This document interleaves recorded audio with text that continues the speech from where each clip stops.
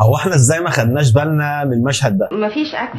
ليه مفيش اكل؟ ما هو انا على بال ما جهزت كل حاجه وجيت اطبخ لقيت الانبوبه فاضيه. خديها وغيريها مشيره. يعني هشيل الانبوبه على قلبي وانزل اغيرها؟ عندها البواب. ما انا جيت انده على البواب لقيته راح يتفرج على ماتش كوره في استاد القاهره الدولي. الزمالك بيلعب النهارده ولا ايه؟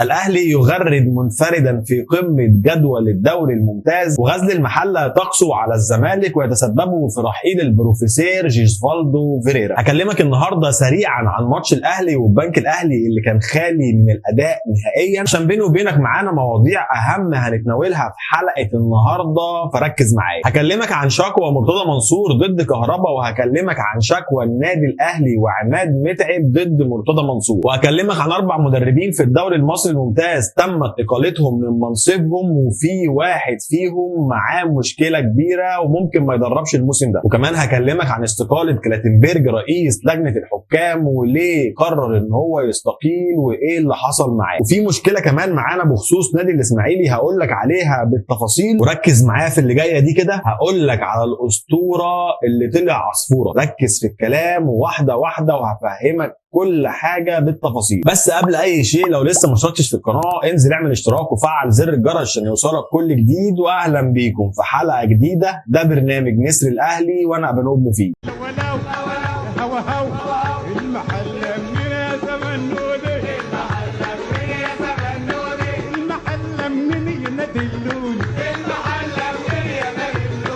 ايه يا ابني اللي انت عملته ده؟ مش ده الانترو بتاعي، مش ده الانترو اللي انا عامله. انت ايه اللي انت حطيته ده؟ معلش يا جدعان هنزل لكم الانترو دلوقتي، ثواني بس.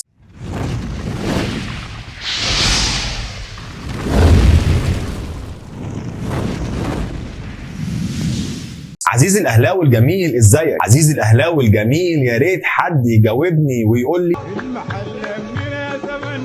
عزيزي الاهلاوي، الاهلي بيواصل الفوز في مباريات الدوري الممتاز ويغرد منفردا ووحيدا في قمه جدول الدوري الممتاز. صحيح الاداء ما كانش قد كده قدام البنك الاهلي، وده لان مارسيل كولر مريح اغلبيه اللعيبه، لان عندنا بطوله اسمها كاس العالم للانديه في ناس كتير ما تعرفش عنها حاجه. هكلمك على الماتش سريعا وباختصار شديد جدا عشان معانا مواضيع اهم من الكلام ده كله، فمش هنتكلم على الماتش كتير. كل اللي اقدر اقوله عن ماتش الاهلي والبنك الاهلي ان الاهلي كسب البنك الاهلي بهدف مقابل لا شيء وكسب ال3 بونت. وكمان مكاسب الماتش دي ان محمد شريف بدا يرجع لمستواه وبيستغل انصاف الفرص للتهديف، وان مروان عطيه لاعب ممتاز ولاعب متالق في نص الملعب، وان خالد عبد الفتاح لاعب مهم جدا في صفوف النادي الاهلي وانا اشتريت، وان الاهلي دلوقتي 37 نقطه في مقدمه جدول الدوري الممتاز. وهقول لك سريعا ترتيب جدول الدوري الممتاز بعد الجوله ال15. الاهلي في المركز الاول ب 37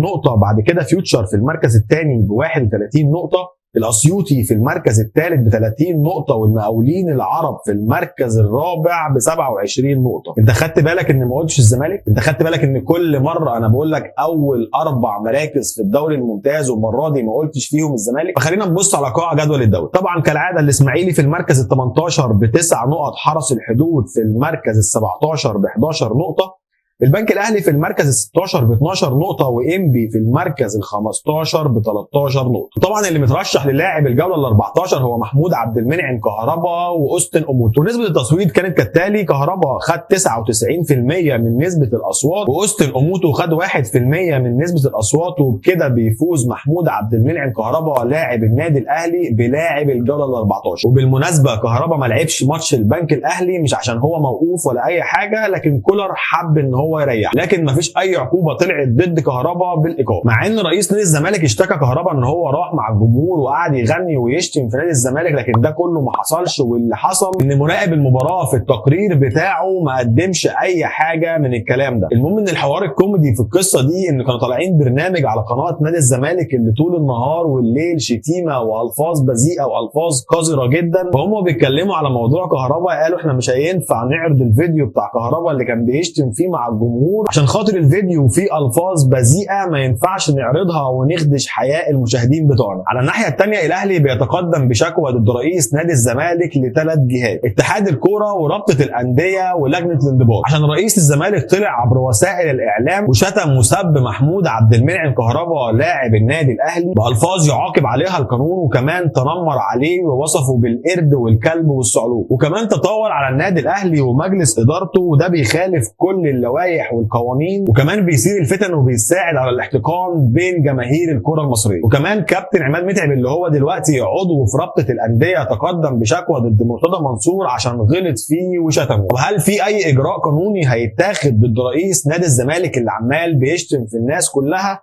خلينا نشوف. وتعالى نخش على الموضوع اللي معانا بعد كده، ولكن بعد الفاصل.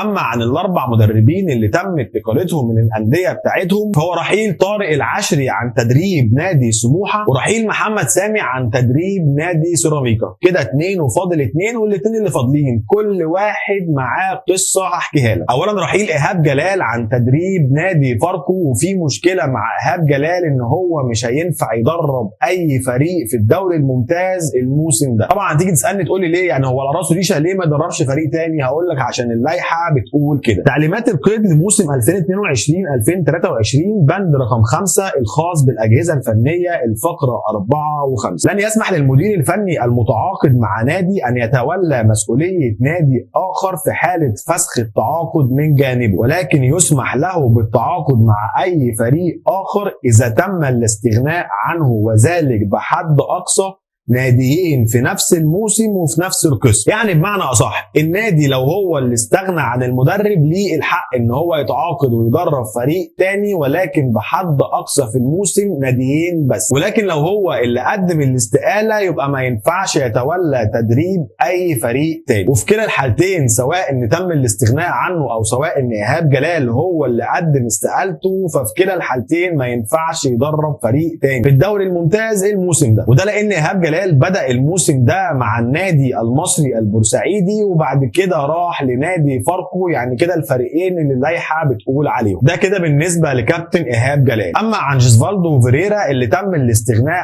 عنه من تدريب نادي الزمالك بعد الخساره امام غزل المحله. فيريرا مشي هو والجهاز الاجنبي اللي كان معاه، ورئيس نادي الزمالك اعلن استمرار اسماعيل يوسف مدير للكوره، وتم تعيين كابتن اسامه نبيه مدير فني للفريق، وحسين ياسر ومحمد صبري مدربين مساعدين، ومحمود فايز محلل اداء، واستمرار ايمن طاهر كمدرب للحراس، والتعاقد مع مدرب احمال اجنبي. وكمان قال ان الجهاز ده هو اللي هيستمر مع نادي الزمالك لنهايه الموسم. ولو تفتكر الحلقه اللي فاتت الكلام اللي قلته لك، وامير مرتضى منصور بيقدم استقاله عن منصبه كمدير كوره في نادي الزمالك، وفي انتظار رفض الاستقاله ويكمل شغله عادي مفيش مشكله يعني. وبالفعل تم رفض استقاله امير مرتضى منصور، والراجل مكمل في منصبه كمشرف على الكوره في الفريق الاول بنادي الزمالك. تعالى بقى عشان القصه الكبيره اللي هنتكلم عليها في حلقه النهارده، واعتقد ان دي اهم قصه هنقولها في الحته دي، وهي نادي الزمالك والمشاكل اللي جوه نادي الزمالك بدات منين وانتهت فين. واحده واحده وهقول لك كل حاجه بالخطوات. القصه بدات من خساره نادي الزمالك قدام اسوان، واللي حصل قبلها ان كابتن شيكابالا الاسطوره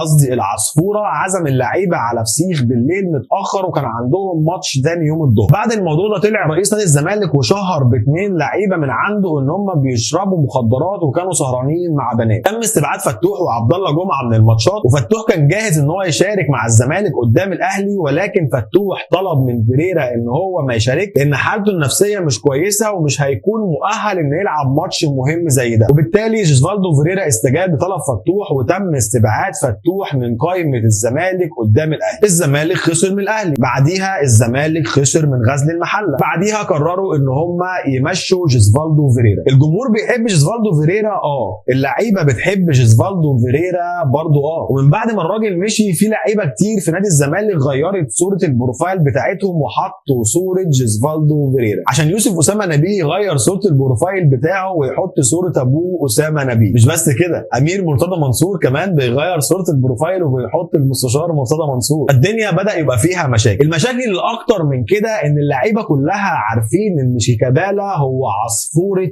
امير مرتضى منصور في اوضه اللبس وفي جروب الواتساب. والفتره الاخيره لعيبه نادي الزمالك مش حابين شيكابالا، او بمعنى اصح بالبلدي كده يعني كارفين ان هم يتكلموا معاه، كارفين ان هو يتدخل مع اي لاعب في اي مشكله. طبعا مش هتصدق الكلام ده، طبعا انت هتقول عليه اسطوره ومحبوب والكلام ده كله، لكن اللي بقوله لك ده هو اللي حصل بالظبط. اللعيبه كلها مش حابين وجود شيكابالا في اوضه اللبس ولا في الملعب ولا في نادي الزمالك ولا في حياتهم اصلا. لعيبه الزمالك بتتكلم مع الاداره بتقول لهم احنا لما بنتاخر على التمرين بتغرمونا فلوس، لكن شيكابالا ما بيتغرمش وبيجي براحته وبيقعد براحته وممكن يجي ما يتمرنش وبيعمل اللي هو عايزه وبيتدخل في الامور الفنيه، وساعات كمان بياخد قرارات هو ملوش فيها. انتوا ليه مدينه حجم اكبر من حجمه، مدينه سلطه ان هو يتحكم في اللعيبه وفي مجلس الاداره وفي الفنيات. ومن هنا صديقي اللعبه خلصت وعرفوا مين هو الجاسوس او العصفوره اللي في وسطهم. واخر كلام في الموضوع ده هو ان فتوح ما بيروحش يتمرن في نادي الزمالك، وان العصفوره خرج من جروب الواتساب بتاع اللعيبه. ومعنى ان في مشاكل داخل اوضه اللبس معنى كده ان مش هيكون في استقرار الفتره الجايه نهائي. ونقفل موضوع نادي الزمالك ومشاكل نادي الزمالك وندخل على استقاله كلاتنبرج رئيس لجنه الحكام، ولكن بعد الفاصل.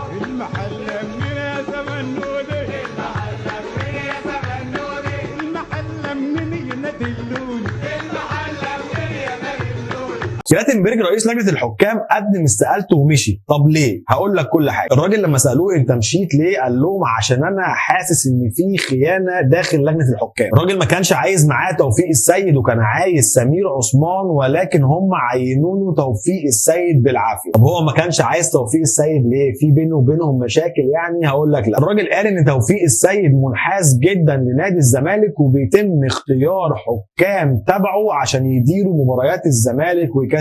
وكمان توفيق السيد عين حكم فيديو في ماتش الاهلي، الحكم ده سبق وارتكب اخطاء كبيره جدا في ماتشات النادي الاهلي. وكمان توفيق السيد الصبح قبل ماتش الاهلي والبنك الاهلي غير حكم المباراه من غير ما يرجع لرئيس لجنه الحكام. فالراجل حس بخيانه لانهم اصروا ان هم يعينوا واحد منحاز لفريق الزمالك وعايز يدي الدوري للزمالك زي الموسمين اللي فاتوا. وكمان الراجل بيقول ان عصام عبد الفتاح بيتدخل كتير جدا في لجنه الحكام وفي اتحاد الكوره، ودي حاجه مش مخليه مبسوط. وكمان سبب من الاسباب اللي خلت كلاتنبرج يمشي هي عدم مسانده اتحاد الكوره ليه ضد اتهامات مرتضى منصور لكلاتنبرج، والكلام اللي قاله الحاج محمد رجب على قناه نادي الزمالك ضد كلاتنبرج ان هو قاعد في مصر هنا في فندق ومتجوز واحد. وكمان الراجل قال ان اتحاد الكوره ردوا عليه نصا وقالوا له احنا مش قد مرتضى منصور ومش هنعرف نتخذ ضده اي اجراء قانوني، فانت لو في مشكله بينك وبينه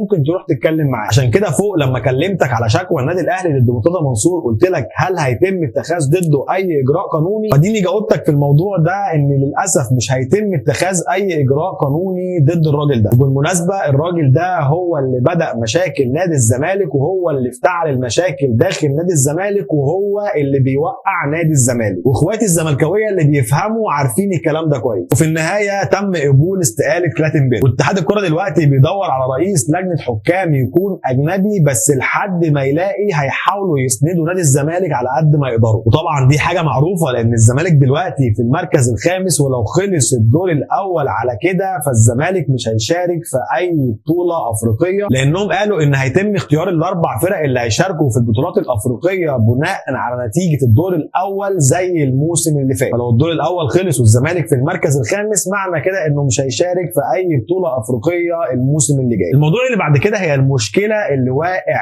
فيها نادي الاسماعيلي، والعقوبه اللي طلعت من لجنه الانضباط هي وقف القيد الحالي لنادي الاسماعيلي ونقل 5 مباريات ليهم في الدوري الممتاز خارج ارضهم وبدون جمهور. فبالنسبه لعقوبه وقف القيد فهم كده كده معهمش فلوس ومش هيجيبوا لعيبه، لكن نقل 5 ماتشات ليهم بره ارضهم ومن غير جمهور اعتقد دي صعبه جدا. المهم ان العقوبه دي بسبب لاعب اسمه ابراهيم حسن، كان لاعب نادي الاسماعيلي وكان مناصفه بين نادي الاسماعيلي ونادي نجوم المستقبل. المهم ان مرتضى منصور كان عايز ياخد اللاعب ده من نادي الاسماعيلي. مرتضى منصور ضحك على الكومي وقال له بص يا سيدي انا هاخد منك اللاعب وهنعمل عقد ب5 مليون وهديك 3 لعيبه من عندي وبكده المستقبل مش هياخد منك فلوس، اللي هو نادي نجوم المستقبل يعني. المهم ان اللاعب راح الزمالك والزمالك باع اللاعب لنادي بيراميدز ب20 مليون جنيه. طبعا نجوم المستقبل مش هيرضى بالنصب ده، ومع ان مرتضى منصور هو اصغر مؤلف قانون في مصر وقال للاسماعيلي ان نادي نجوم المستقبل مش هيقدر ياخد منك فلوس، فدلوقتي نادي نجوم المستقبل معاه حكم من الفيفا ب20 مليون جنيه غرامه على نادي الاسماعيلي، وكمان نقل 5 ماتشات ليهم في الدوري الممتاز خارج ارضهم وبدون جمهور، وبكده بتكون فرصه بقاء الاسماعيلي في الدوري الممتاز شبه مستحيله. وطبعا ده كله ليه؟ عشان الاهلي ما بيلعبش في الاسماعيليه. ونسيب نادي الاسماعيلي ونرجع لنادي القرن اللي عنده مشاركه مهمه جدا في كاس العالم للانديه. النادي الاهلي قال ان هو مش هيسافر المغرب الا وهو